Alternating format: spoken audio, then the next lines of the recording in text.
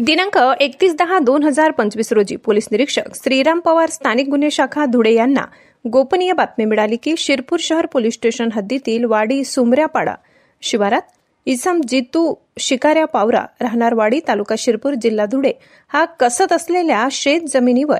मानवी मेंदूवर विपरीत परिणाम करणारा गांजा सदृश अंमली पदार्थांच्या झाडांची अवैधरित्या लागवड केली आहे। सदर बातमीच्या अनुषंगाने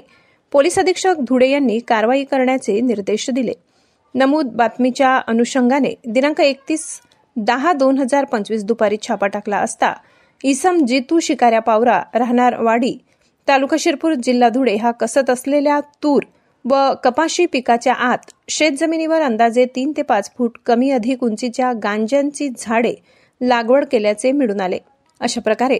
स्थानिक गुन्हे शाखा धुळे आणि शिरपूर शहर पोलीस ठाणे येथील अधिकारी व अंमलदार यांची मदत घेऊन 12 लाख रुपये किमतीचा 600 किलो शेतात लागवड केलेला गांजा झाडे हस्तगत करून आरोपी जितू शिकाऱ्या पावरा राहणारवाडी तालुका शिरपूर जिल्हा धुळे यांचे विरुद्ध शिरपूर शहर पोलीस ठाणे येथे गुन्हा दाखल करण्यात आलाय।